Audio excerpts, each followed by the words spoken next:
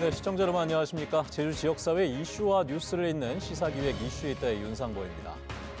제22대 국회의원 선거가 이제 한 달여 앞으로 다가왔습니다. 저희 제주 MBC를 비롯한 언론 4사가 함께 유권자 중심의 선거 문화를 만들어가기 위해서 10대 총선 아젠다를 선정을 해봤는데요. 오늘은 그 과제를 중심으로 이야기를 이어가 보도록 하겠습니다. 먼저 함께해 주실 분들 소개해드리도록 하겠습니다. 언론 4사 선거보도자문위원단의 위원장직을 맡고 계십니다. 김동욱 제주대학교 경상대학 명예교수께서 나오셨습니다. 안녕하십니까? 네, 안녕하십니까? 네. 자, 그리고 제주 MBC 보도국의 조인호 기자 함께하셨고요. 네, 안녕하십니까? 자, 그리고 김재범 제주일보 편집국장께서 자리해 주셨습니다. 안녕하십니까? 안녕하십니까? 네. 자, 그리고 강호진 제주대한 연구공동체 공공정책센터장께서 나와주셨습니다. 네, 안녕하십니까? 반갑습니다. 네. 자, 지난 4일에 저희 제주 MBC와 제주일보, 제주 CBS, 제주의 소리 언론 4사가 제주의 현안과 미래를 담은 10대 아젠다를 선정을 했습니다.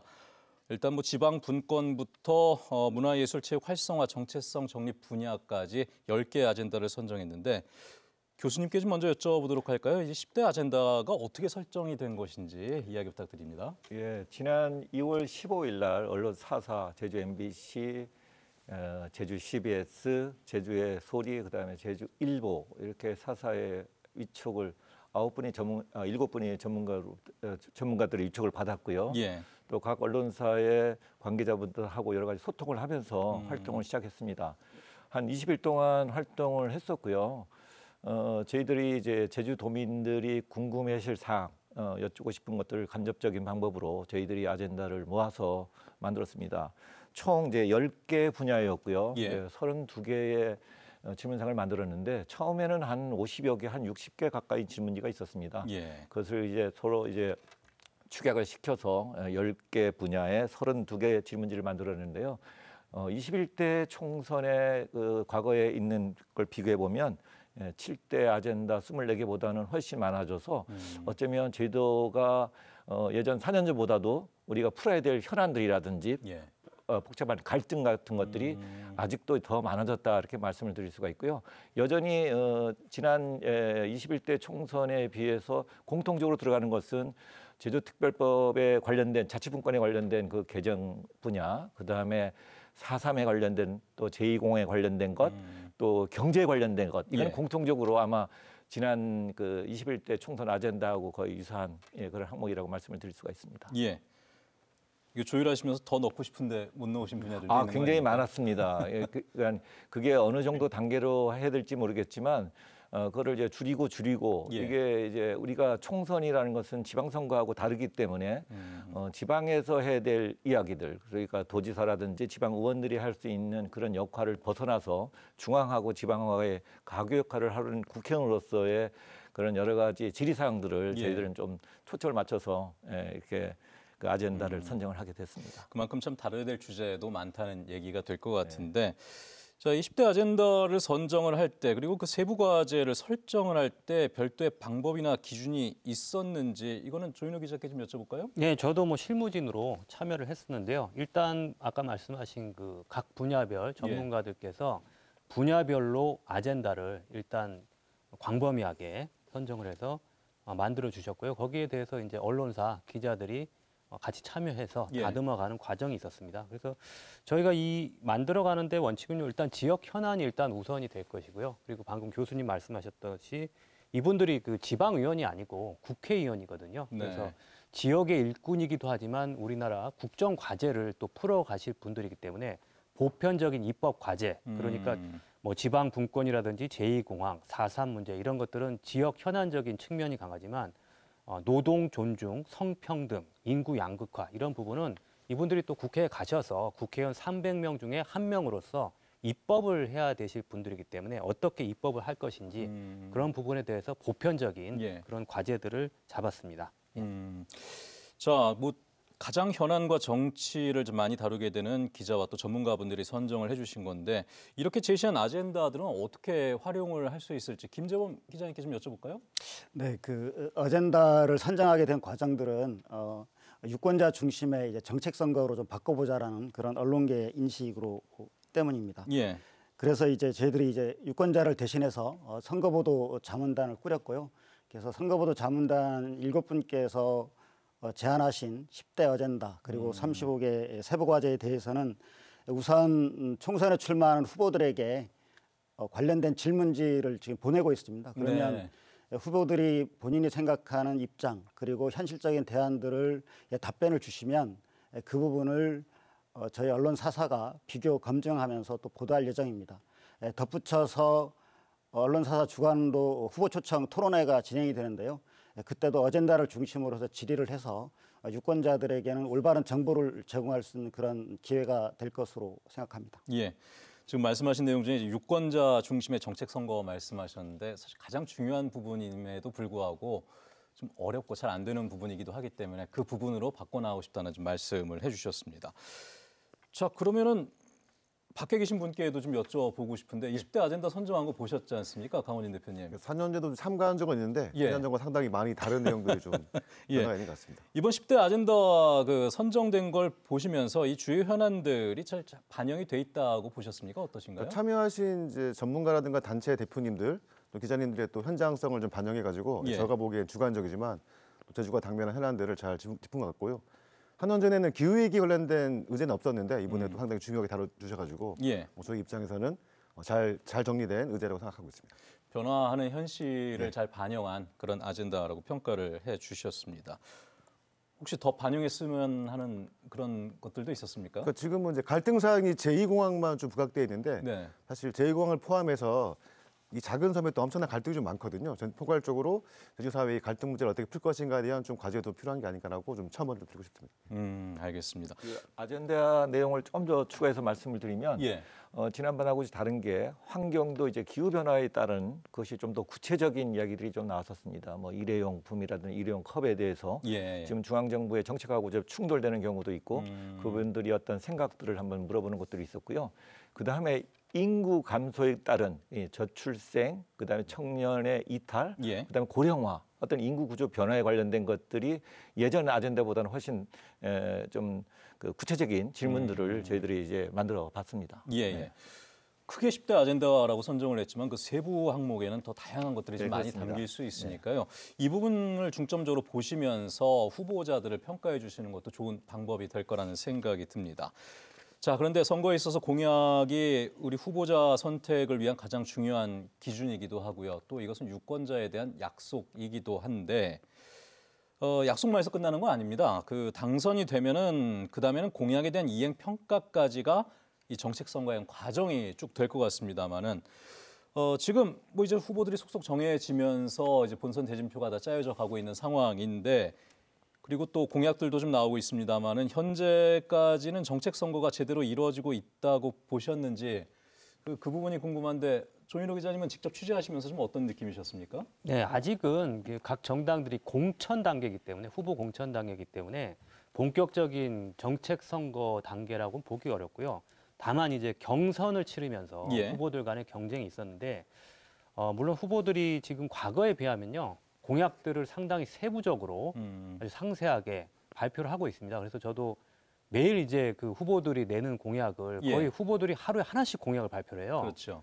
그래서 언론사에서 좀 보도하기 어려울 정도로 많은 세개 선거구가 있다 보니까 여러 명의 후보들이 공약을 발표하고 있는데 지금까지 봐서는 좀 제가 받는 느낌은 철저하게 득점 중심으로 득점 중심이요.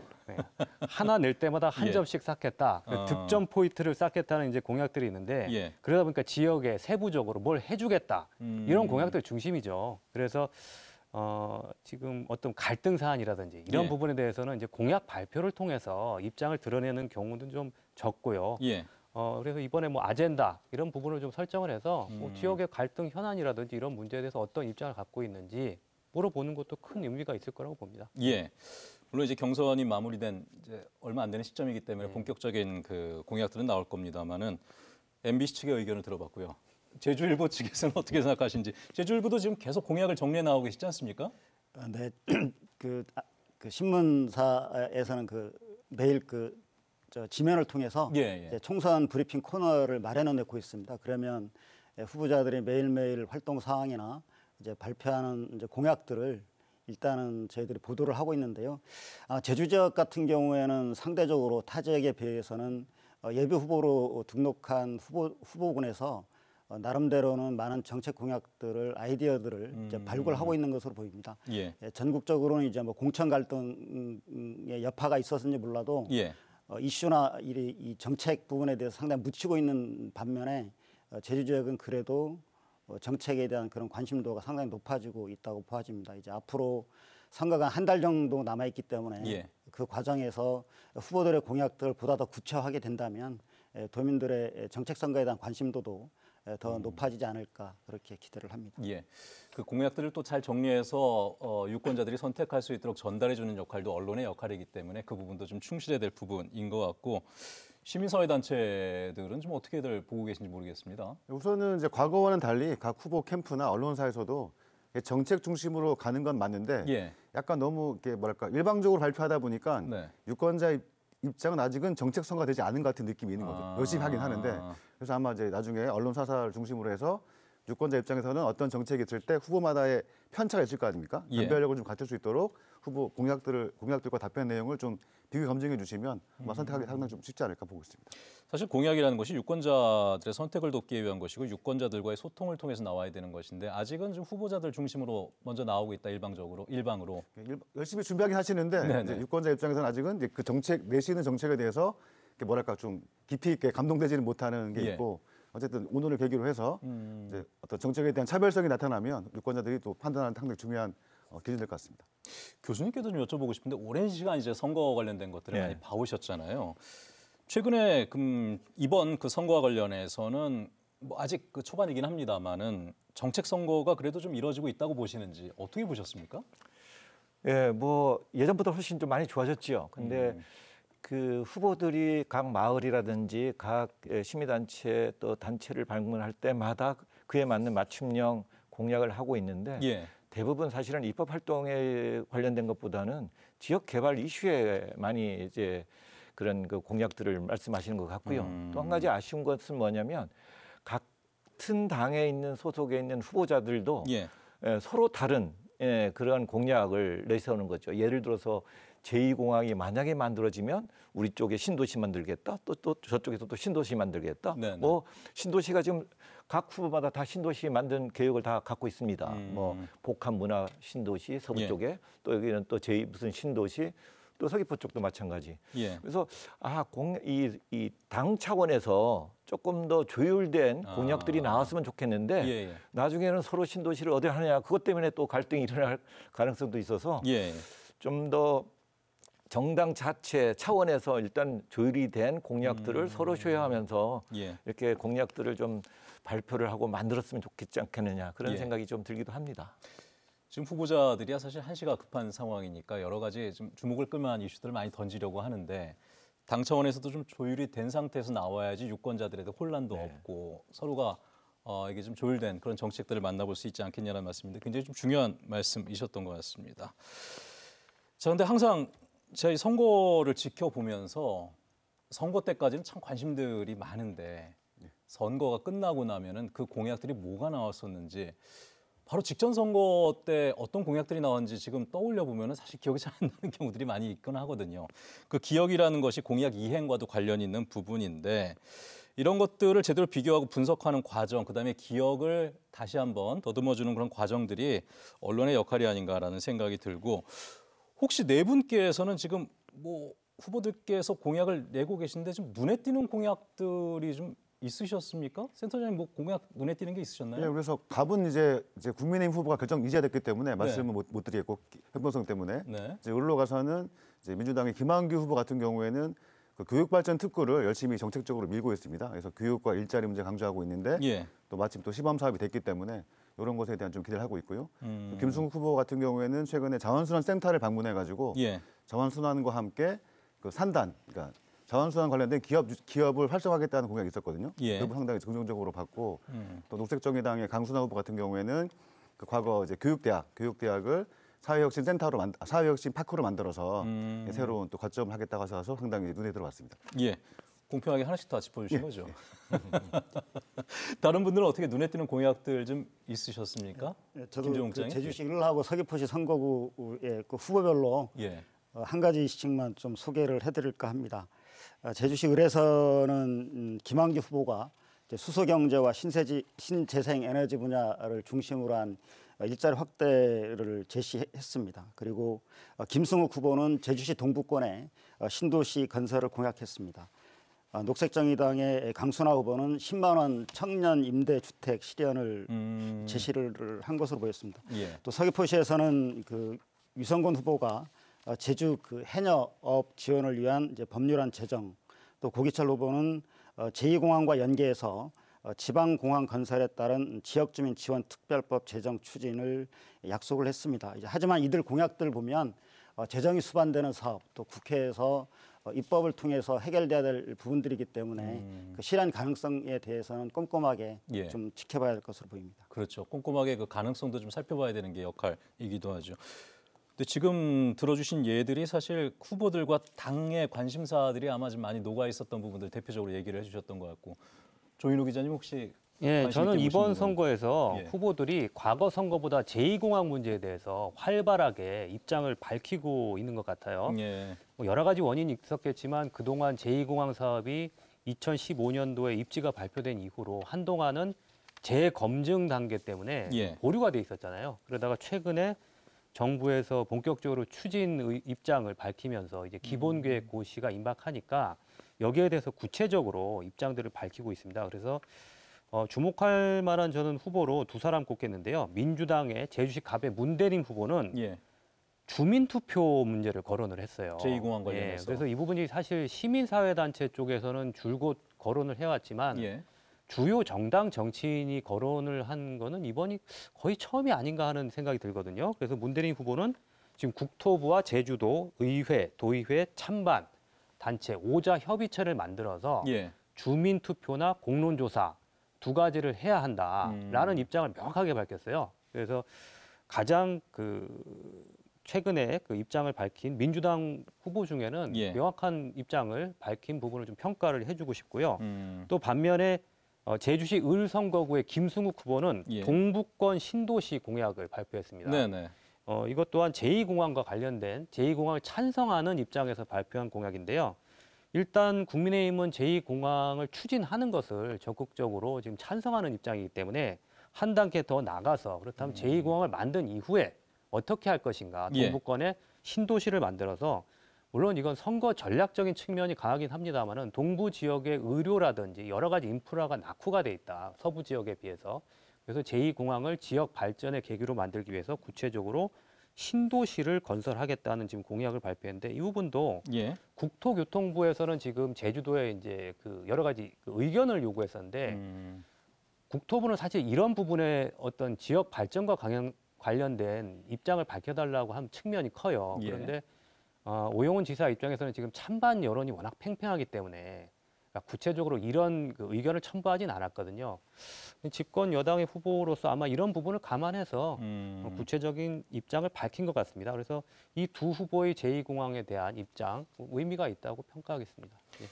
이건 교수님께 바로 여쭤봐야겠는데 사실 제주시 의뢰 김한규 민주당 예비 후보도 주민투표와 관련된 이야기를 한 적이 있습니다. 그러니까 2년 전 총선 때 하셨죠. 예, 그때도 했었고 지금도 생각이 변하지 않았다는 말은 제가 인터뷰를 통해서 확인한 적이 있었는데 자, 이렇게 되면 아까 말씀하셨던 당 내에서 조율이 안 되는 부분들 있지 않습니까? 지금 문대림 그 예비 후보나 김한규 예비 후보 그리고 서귀포에서는 위성곤 예비 후보가 제2공항을 적극적으로 추진해야 된다는 목소리를 내고 있는데 이게 당 차원에서 이런 것들이 조율이 안 되는 사례 아닌가요? 지금 제2공항을 한다 안 한다 그 차에도 사실은 당끼리 조율이 안 됐고 후보끼리도 같은 당의 후보끼리도 그렇고요. 신도시 조성하는 것도 이제 문제가 있고요.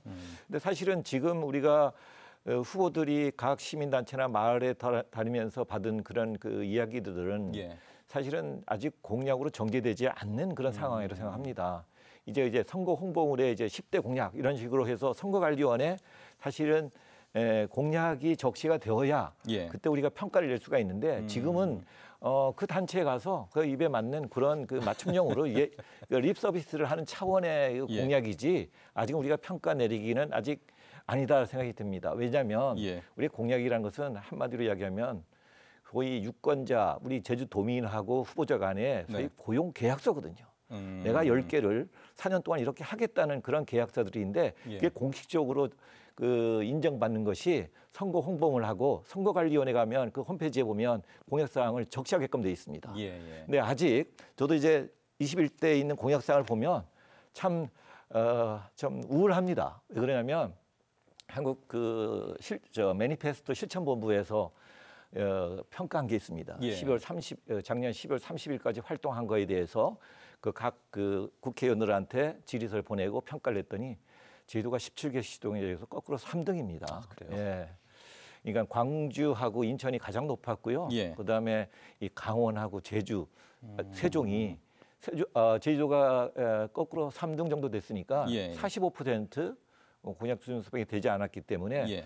이제 조금 우리가 공약을 평가하기 위해서는 조금 더 한번 생각하고 당하고 조율돼서 공식화된 그런 공약을 갖고 이 공약이 맞다, 좋다, 아마 제주도민들이 아마 평가를 내리지 않을까. 아직은 뭐 정제되지 않은 아직은 완성되지 않는 공약이라고 생각하고 예. 좀 더 이따가 저희들이 평가할 시간이 있지 않을까 그렇게 생각이 듭니다.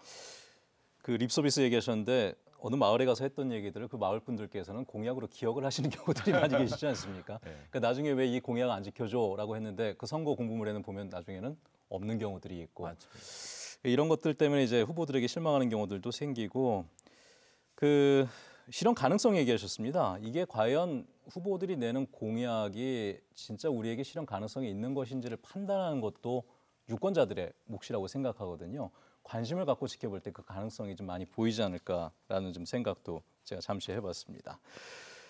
자, 저희가 뭐 10대 아젠다 선정을 했습니다마는 그 안에서도 그렇고 그 밖에서도 그렇고 이번 선거에서는 글쎄요.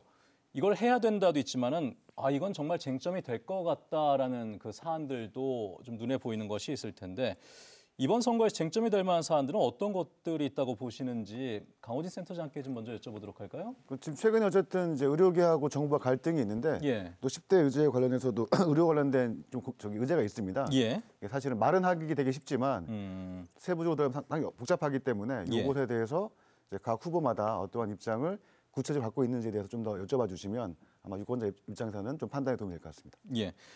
이번 의료 분야 세부 과제가 필수 의료 인프라 구축과 의료 격차 해소, 그다음에 지역 의료, 필수 의료 분야 역량 강화, 지역 의료 인프라 개선 이런 내용들이죠. 그러니까 이건 단순하게 의대 정원을 확대해서만 되는 문제는 아니거든요. 예. 그래서 세부적인 내용이 있기 때문에 이런 부분들을 꼼꼼하게 후보마다 여쭤봐 주시면 예. 답을 보고 유권자들이 이렇게 차이가 나는구나라고 해서 판단하실 때 도움이 될 것 같습니다. 예. 조인호 기자께서는 10대 과제 중 그리고 또 그 외에도 이번 선거에 쟁점이 될 만한 부분들 어떤 게 있다고 보십니까? 지금까지 나온 입장들을 보면요. 대부분의 분야에서는 후보들의 의견이 거의 일치하는 경우가 많아요. 그런데 아까도 말씀드렸듯이 제2공항 문제는 입장이 좀 다릅니다. 그래서 이 부분이 일단 박근혜 정부에서 시작을 해서 문재인 정부에서 보류가 됐다가 윤석열 정부가 다시 추진하는 그런 사업이잖아요. 예. 그러다 보니까 국민의힘 후보와 민주당 후보 간의 입장이 완전히 갈라질 수밖에 없는 거죠. 그래서 아까도 말씀드렸지만 후보 간의 입장도 좀 다르고요. 국민의힘 후보들은 적극 추진, 조기 착공, 신도시 건설 공약까지 나오고 있고 민주당 후보들은 제주시 지역의 후보들은 문대림 후보는 명확하게 주민투표 필요성을 얘기를 했고요. 김한규 후보는 제가 여쭤봤는데 네. 도민이 결정해야 된다. 그렇죠. 주민투표 얘기도 하긴 하는데 주민투표를 실시해야 된다는 얘기까지는 좀 조심스럽더라고요. 네네. 온도 차이가 있습니다. 재밌는 게. 위성곤 후보는 주민투표 얘기는 가급적 안 하시는 것 같아요. 그렇죠. 그리고 거기는 이제 일단 찬성한다는 입장을 전제를 하시는데 이게 최근에 제주 MBC를 비롯한 이번에 언론 4사가 여론조사를 한 결과를 보면 알 수 있어요. 후보들이 왜 이런 입장을 내는지. 예. 선거구별로 지금 찬반이 명확하게 갈립니다. 그래서 이번에 2월 3일부터 4일까지 언론 4사가 코리아 리서치에 맡겨서 제주 도민 1,800명을 상대로 조사한 결과인데 전 도민 그 찬반은 48% 대 47%, 찬성한다 48%, 반대한다 47%인데 서귀포 지역에서는 찬성이 높습니다. 서귀포 지역에서는 60대 33이 나왔어요. 그리고 반대로 제주시 갑선거구에서는 또 정반대의 결과로 지금 57대 38, 반대가 57, 찬성이 38이고요. 또 제주시 을에서는 찬성이 50, 반대가 46입니다. 오차범위 아니고요. 이러다 보니까 각각의 지역구에서의 선거 구민들의 제2공항에 대한 입장과 맞춰서 후보들의 입장이 조금씩 온도 차이가 달라지는 거거든요. 이번에도 제2공항은 결국 선거에서 가장 큰 이슈가 될 것 같다, 쟁점이 되는. 예, 다른 부분에서는 큰 차이가 느껴지진 않고 예. 양당의 후보 간의 입장이 엇갈리고 특히 선거구별로 입장이 다른 예. 현안입니다. 예. 그래서 지금 특히 국민의힘에서 지금 그동안 국회의원 선거에서 20년 동안 열세를 보여왔지 않습니까? 서귀포 지역에서 지금 60%가 찬성하는 예, 사안이 예. 나왔기 때문에 적극적으로 제2공항을 이슈화하려고 선거 쟁점화하려고 하고 있습니다. 알겠습니다. 조금 전에 조인호 기자가 언급해 주신 그 여론조사 수치는 자세한 내용은 중앙선거관리위원회 홈페이지를 참고하시면 되겠습니다. 이렇게 얘기하니까 김재훈 기자께도 좀 여쭤보고 싶은데 이제 제2공항은 서귀포 지역에서 당연히 큰 이슈가 될 것이고 다른 지역에서도 의견이 좀 다른 부분들이 있기 때문에 큰 이슈가 될 것 같다고 말씀하셨는데 김재범 기자님이 보시기에는 지금 뭐 10대 아젠다에서도 그렇고 그 밖에서도 그렇고 선거에서 이거 참 쟁점이 되겠다 싶은 부분들 어떤 게 좀 보이십니까? 제주형 그 행정체제 개편에 대한 방향 또 예. 그 과정에서의 그 도민 갈등 해소 부분도 그 이슈로 부각될 것으로 보입니다. 지금까지 각 후보별로 내놓는 입장들을 보면 예. 약간의 좀 온도차가 있어 보입니다. 일단 제주도에서는 지금 현행 두 개의 행정시 체제를 이제 바꾸려고 하고 있지 예. 않습니까? 시군 기초자치단체와 기초의회 부활 그리고 행정구역을 이제 세 개로 나누는 방안을 확정을 해서 올해 이제 주민투표로 붙이려고 하는데요. 이제 관건은 이제 행정안전부에서 과연 그 주민투표를 받아들이느냐의 여부인데 예. 그러니까 이에 대해서는 이제 도민 여론이 좀 압도적으로 찬성 의견이 많아야 되지만 대체적으로는 찬성하는 그런 분위기도 있지만 예. 현실적으로 보면 세대 간의 지역에 따라서 좀 입장 차이들이 좀 있는 것 같습니다. 그래서 과연 총선에 나가는 후보들이 예. 어떤 입장을 구체화하고 또 이를 도민사회 동력으로 삼아서 정부와 국회를 어떻게 설득해 나가는 과정들이 필요할지 그런 부분에 대해서 이제 관심들이 좀 필요하지 않을까 그렇게 생각이 듭니다. 교수님께서 보시면서 좀 관심 갖는 분야들이 아마 있으실 것 같은데. 예, 그 10대 그 아젠다 중에서 사실은 제2공항하고 행정체제 개편에 관련된 예. 것들이 지역별로에 따라서 여러 가지 의견이 좀 갈릴 수 있는 것들이 굉장히 많습니다. 나머지 8개는 예. 제주도민 전체에 해당되는 그런 것들이 있거든요. 그렇죠. 그래서 뭐 제2공항님 말씀을 하셨기 때문에 예. 행정체제 개편안에 대해서 물론 주민투표가 실시 이루어질지 아닐지도 이제 그것도 불투명하지만 예. 만약에 된다고 그러면 어떤 생각을 갖고 있는지는 한번 물어볼 필요는 있다 하는 생각이 듭니다. 예. 왜냐하면 이게 보통 일이 아니거든요. 제가 볼 때 여러 가지 공공기관의 재배치 문제도 있고요. 소위 말해서 뭐 시청도 새로 만들어야 되고요. 또 교육청도 또 분리가 되어야 되고요. 그다음에 뭐 소위 보건소라든지 공공기관이 또 서로 재배치가 돼야 되는 복잡한 상황이 되기 때문에 각 후보들한테 이거에 대한 여러 가지 생각이라든지 예. 어떤 전체적인 어떤 그런 체제 개편에 대한 예, 또 예. 다른 어떤 안 같은 것들을 한번 저희들이 한번 알아보는 것도 필요하지 않느냐 그렇게 생각이 예. 듭니다. 알겠습니다. 교수님과 국장님 말씀 조금 이으면 예. 행정체제 개편 관련해서는 이미 후보마다 입장차가 좀 있습니다. 네. 그래서 경향적으로는 뭐 유성곤이나 이제 문대림, 그 김한규 후보 같은 경우에는 약간 하자는 쪽 같고 예. 국민의 후보님 같은 경우에는 조금 부정적인 입장을 갖고 있어서 나중에 구체적인 좀 답안을 좀 받아야 될 것 같습니다. 아무래도 서귀포시 지역 후보들은 그 행정체제 개편에 대해서 좀 찬성을 하고 예. 예. 또 민주당 후보들 같은 경우는 아무래도 오영훈 지사가 추진하는 정책이기 때문에 찬성을 하긴 하는데 이 부분도 이제 제주시 지역 의원들하고는 조금 예. 서귀포시 지역 의원들은 좀 온도 차이가 있더라고요. 그래서 행정구역 개편하는 문제에 대해서는 제주시 지역에서는 아직까지는 행정체제 개편에 대해서 서귀포시 지역보다는 관심이 좀 적지 않은가 하는 생각이 들거든요. 네 분 공통으로 제2공항과 행정체제 개편과 관련된 이슈들을 좀 꼽아주셨는데 근데 제가 예전에 선거 때 한번 가장 관심 가는 이슈를 여쭤보면 가장 먼저 나오는 것 중에 하나가 4.3 관련이었었거든요. 이번에도 10대 아젠다 속에는 들어가 있는데 4.3 관련 분야가 이번에는 그 후보들 간의 의견이 뭐 거의 대동소이할 거라고 보십니까? 네 분께서는 이렇게 큰 차이 없이 4.3과 관련해서는 큰 그 이슈가 되지는 않을 것 같다라고 보시는 겁니까 혹시? 뭐 제가 좀 어떠십니까? 말씀드리면 예, 이미 예. 4.3 관련된 제도적 과제가 네. 이제 보상 문제라든가 직권 대신 문제라든가 또 최근에 가족관계 특례까지 이제 송지효 의원이 하셨지만 도입됐기 때문에 예. 사실 남아 있는 과제 관점에서는 뭐 민주당이든 국민의힘이든 크게 예. 뭐 싸워서 다툴 일은 없는 것 같습니다. 그렇습니까? 예, 그런 것 같습니다. 왜냐하면 아마 지난 4년 전에는 굉장히 이슈가 됐고, 예. 근데 그 4년 동안에 많은 것 진전이 이루어지지 않습니까? 그래서 뭐 큰 이슈가 되지 않고 아마 마무리 단계로 아마 예. 접어들지 않았을까 하는 그렇게 생각이 듭니다.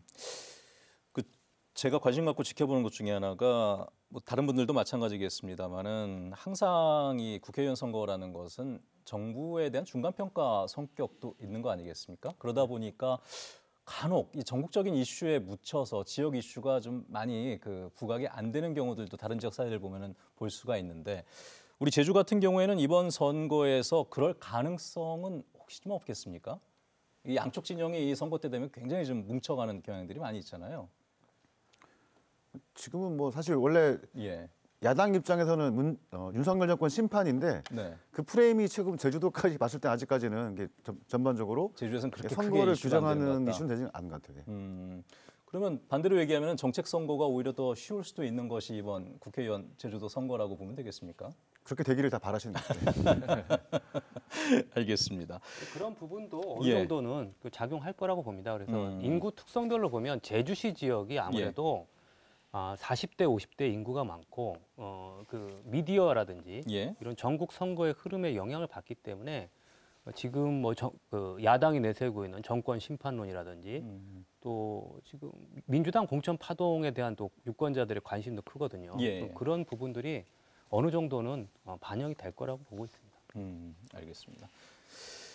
자, 지금 뭐 저희가 이 공약 관련된 얘기들 쭉 나눠보고 있고 어젠다도 좀 짚어보고 있습니다만은 그 앞으로 어떤 공약들이 좀 나온지도 지켜봐야 될 것 같은데 혹시 지금 뭐 후보들이 이제 그 공약들을 모아가는 과정에 있습니다만은 반드시 이 공약만큼은 좀 어떤 후보든 간에 나와줬으면 좋겠다 싶은 내용들이 있으면은 하나씩 짚어주셔도 좋을 것 같은데 교수님부터 좀 얘기해 볼까요? 예, 저는 뭐 두 가지를 말씀드리고 싶습니다. 그 첫 번째는 이제 아마 매번 후보자마다 이제 그런 걸 언급을 하긴 하는데요. 예. 사실 제주도의 물류 유통 시스템에 대한 이야기들입니다. 음, 매번 나오고 무슨 뭐 유통공사를 만든다, 뭐 예. 한다, 택배비 한다, 그다음에 생물법을 개정해서 뭐 한다 그랬는데 예. 제주도민들이 체감할 수 있는 그런 아직 구조 개선이 안 된 것 같습니다. 그래서 좀 더 구체적인 예. 그런 그 물유통에 대한 구체적인 그 안을 공약 사항을 좀 듣고 싶고요. 두 번째는 이제 인구 구조 변화에 따라서 저출생에 관련된 제주 지역 차원에서 어떤 식으로 대처를 해야 될지 예. 예. 또 저희 청년 인구들이 최근에 많이 이탈되고 있는데 그에 대한 어떤 여러 가지 그 방안들 그다음에 제도가 좀 더 이제 고령화에서 초고령화로 넘어가는 이제 단계에 있기 때문에 예. 지역적인 차원에서 이러한 정책 공약들이 뭐가 있을지 제일 궁금하고 또 그런 것들을 아마 도민들한테 제시를 해야 되지 않을까 그렇게 생각이 듭니다. 물류유통 얘기 나온 지는 사실 굉장히 오래됐는데 네, 아주 오래됐습니다. 그리고 그 공약들도 꽤 많이 나왔었는데 네. 그게 과연 실현 가능성이 있었는가에 대해서는 좀 의문이 붙는 것이고 좀 더 구체적으로 실현 가능한 그 안들을 내줬으면 좋겠다는 말씀. 예, 그렇습니다. 이제 생물법이라고서 생활물류 서비스에 관련된 법이 이번에 개정이 되는데 사실은 제주도한테는 직접적인 혜택이 별로 없는 거거든요. 예. 지역 형평성 때문에. 그래서 어느 한 후보는 그거를 재개정을 하겠다고 이제 말씀하시는 것 같은데 제주도민들이 실질적으로 받을 수 있는 그런 법 개정이 좀 필요하다라고 예. 좀 생각이 듭니다. 우리가 1차 산업에 있는 1차 산업에도 그 유통 문제 때문에 하고요. 우리가 실질적으로 여러 가지 육지에서 오는 여러 가지 그 물류에 관련된 것들 소위 온라인에 했을 때 여러 가지 우리가 불이익을 받는 게 많거든요. 추가 택배비. 근데 그런 정책이 있지만 소비자들이 직접 뭔가 신청해야만 그 2, 3천 원을 받을 수 있는 구조가 예. 너무 아쉽다는 거죠. 그것도 연간 40만 원입니다. 그러니까 그걸 일일이 하는 게 아니라 사실 물류 택배회사가 전담해서 한꺼번에 청구하고 소비자는 그 전에 소위 할인을 받아서 할 수 있는 여러 가지 방법들을 한번 고민해 보시면 어떨까 그렇게 생각이 듭니다. 그것도 사실 입법과 관련된 분야이기도 그렇죠. 하니까요. 물류유통 얘기하셨습니다. 혹시 다른 거는 또 관심 있으신 부분도? 아까 이제 인구 구조에 인구 관련된 구조. 그것들은 각각의 인구별로 저출생이 어떤 후보들은 뭐 신혼 부부가 하면 5천만 원을 뭐 제시하겠다 뭐 이렇게 이야기도 하기도 하고 뭐 근데 어떻든 간에 저희도가 요즘은 이제 지방자치별로 굉장히 경쟁적으로 이 저출생을 방지하고 또 인구 유입을 위해서 여러 가지 정책을 많이 쓰지 않습니까?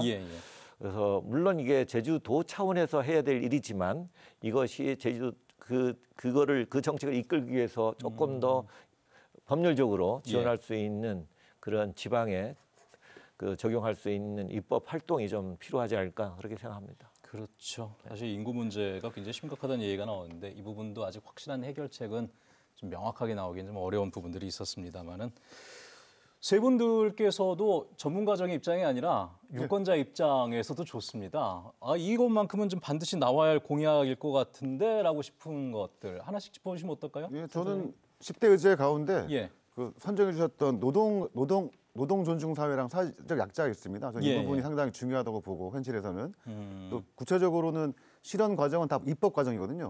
또 마침 국민의힘과 민주당의 너무나 갈등이 좀 많은 구조라서 실질적으로 노동자를 위해서 뭘 할 것인가에 대해서 후보마다 정당마다 차이점이 있기 때문에 이런 부분에 대해서는 잘 선정됐다고 보고 유권자 전파가 되면 아마 판단에 상당히 도움이 될 것 같습니다. 세부 과제가 열악한 지역 노동 환경 개선 그리고 여성, 노동자, 장애인 등 사회적 약자의 안전망 확보 관련된 내용이 아젠다에도 들어가 있습니다. 제목은 훌륭한데 답을 받아보면 다 틀리거든요. 그게 지난 21대 총선하고 다른 게 바로 이 노동에 굉장히 많은 그 할애를 했습니다. 이게 소위 복지 예전에 이제 복지 속에 집어넣어서 요즘은 이제 노동을 따로 떼어서 그 노동의 환경에 관련된 것, 뭐 이주 노동자를 포함해서 좀 더 거시적으로 소위 중앙정부 차원에서 입법 활동에 어떠한 생각, 어떤 철학을 갖고 있는지를 알고 싶은 거죠. 항상 이 노동과 관련된 이야기도 무엇이 문제다까지는 공통된 그런 뭐 생각들을 갖고 있는데 이것을 어떻게 풀어가느냐, 하우에서 방법이 좀 차이가 많이 나거든요. 이제 그런 것들도 이제 공약을 통해서 나올 것이고, 그것들도 명확하게 공약으로 내달라고 요구하는 것도 유권자들의 몫이고, 그거를 보고 선택하는 것도 또 유권자들의 몫이 될 것 같습니다. 자, 조인호 기자께도 여쭤볼까요? 네, 지금까지 후보들이 앞으로 뭐 공약을 발표하겠지만 제가 좀 아쉬운 거는요. 국제 자유도시 개발 계획 이 부분에 대한 언급이 아직까지는 없는 것 같아요. 그래서 지금 국제 자유도시 종합계획이 2000년대 초반부터 시작이 돼서 제주의 어떤 관광 시스템, 우리가 살고 있는 경제 시스템을 거의 구성을 했죠. 그래서 뭐 신화 역사 공원이라든지 영어 교육 도시라든지 헬스케어 타운 여러 가지 사업들을 했었는데 최근에 와서 7대 선도 프로젝트가 어느 정도 완료는 됐지만 곳곳에서 문제점이 발생하고 있거든요. 그래서 휴양용 주거단지 중단됐죠. 헬스케어 타운도 중단됐습니다. 영어 교육 도시도 잘 되고 있는지 여러 가지 의문점들이 많고요. 그래서 이 부분에 대해서 국회의원들의 역할이 중요하죠. 왜냐하면 이 부분은 제주도가 통제하는 부분이 아니거든요. 국토교통부가 JDC를 관리 감독하기 때문에 국정감사 대상이기도 하고 굉장히 중요한 부분인데 아직까지는 후보들이 이런 부분까지는 살펴보고 있지 못한 것이 아닌가 그래서 아쉬움이 들고요. 그래서 지금 JDC의 앞으로 어떤 방향으로 제주 개발을 해 나갈 것인지 이 부분에 대해서 후보들이 좀 더 명확한 비전을 지금 20년이 지났는데 국제자유도시 계획 지금까지 많은 일들이 있었고 제주의 관광객이 2000년대 초반에 1년에 350만 명이었습니다. IMF 경제위기 직후에. 지금 1,500만 명 시대가 됐는데 지금 현재 여기까지 온 국제자유도시 계획을 앞으로 계속 갈 것인지 명확한 좀 비전 제시가 있었으면 하고요. 아마 제주시 갑의 민주당의 문대림 후보가 또 JDC 이사장을 했기 때문에 아마 이 부분에 대해서는 뭐 상대 후보가 또 비판도 하겠죠. 본인도 입장을 밝히겠고 이런 부분에서 좀 건설적인 논의가 있었으면 합니다. 제가 알기로는 국제자유도시 개발 계획에 대해서 명확한 그 입장을 갖고 있는 분은 딱 한 분 계신 걸로 알고 있습니다만은 폐기 쪽으로. 그렇습니다. 이건 뭐 정당의 또 그런 방향과도 좀 관련이 있는 부분이니까요. 알겠습니다. 김정은 기자님은 좀 어떤 생각들을 좀 갖고 계세요? 앞서 이제 저출생 문제를 우리 김동욱 교수님께서 언급을 하셨는데 또 이와 연계해서 이제 청년 문제에 대한 해법도 좀 필요해 보입니다. 지금 제주 지역 청년들이 수도권을 비롯한 이제 다른 지방으로 많이 빠져나가고 있고요. 그래서 과연 제주에 있는 청년들을 어떻게 제주에서 정착시킬 수 있는가라는 부분이 이제 주요한 현안입니다. 예. 최근에 세계적으로 소득 대비 양육비가 가장 비싼 나라로 대한민국이 선정이 되기도 했고요. 부끄럽지만 합계 출산율도 세계 꼴찌 수준입니다. 이것은 이제 전국적인 상황뿐만 아니라 제주 지역에서도 신생아가 태어나는 비율도 역대 최저치를 기록하고 있고, 그리고 제주 지역에서 인구 감소의 이유 중에 하나가 또 청년들의 또 유출 문제가 있습니다. 그래서 청년들이 제주에서 정착할 수 있도록 양질의 일자리를 확대하는 것을 비롯해서 주거 문제 부분, 그리고 또 사교육비 해결을 해야 되는 부분, 그리고 또 일과 가정의 양립 부분, 이런 부분들에 대한 이제 종합적인 그런 대책들을 좀 내놓았으면 하는 생각입니다. 알겠습니다. 사실 다 하나하나가 중요한 내용들이고 다뤄져야 될 내용들인데, 오늘 여러분들이 얘기하신 말씀 속에서는 그 중요한 내용들을 어떻게 구체적으로 풀어나갈 것인지를 제시하는 부분들, 이 부분들이 후보들이 아마 역량이 돼야 될 것 같고요. 그 부분들을 잘 살펴봐야 되는 것도 언론과 그다음에 유권자들의 몫이 되겠습니다.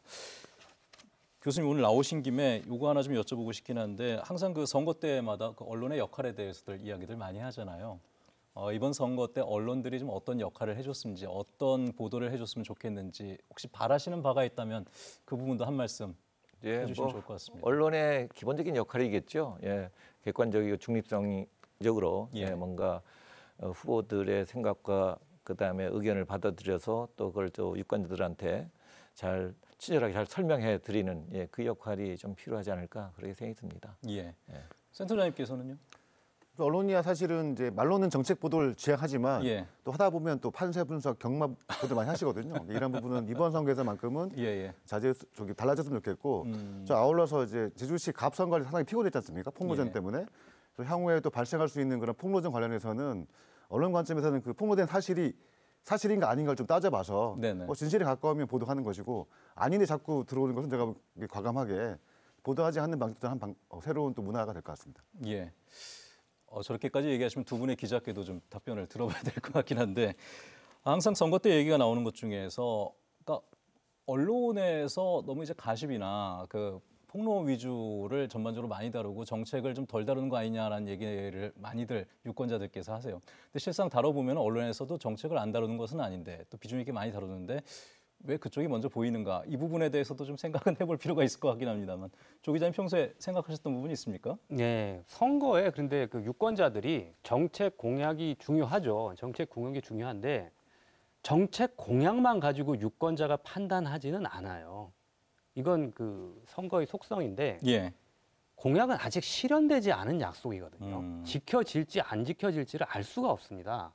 그래서 유권자 입장에서는 물론 공약도 보지만 과연 이 사람이 이 공약을 지킬 만한 사람인지를 그걸 중요하게 볼 수밖에 없는 거죠. 그래서 그동안 이 후보가 어떻게 살아왔는지, 과거의 경력이라든지 어떤 그 삶의 행로를 가져왔는지, 그리고 현재 선거운동을 어떻게 하고 있는지, 또 당이 공천을 어떻게 하는지, 당이 어떤 전략을 지금 이 선거 기간 동안 어떻게 하는지, 이런 선거 캠페인의 부분에서도 평가를 하는 거죠. 그리고 마지막으로 공약을 봅니다.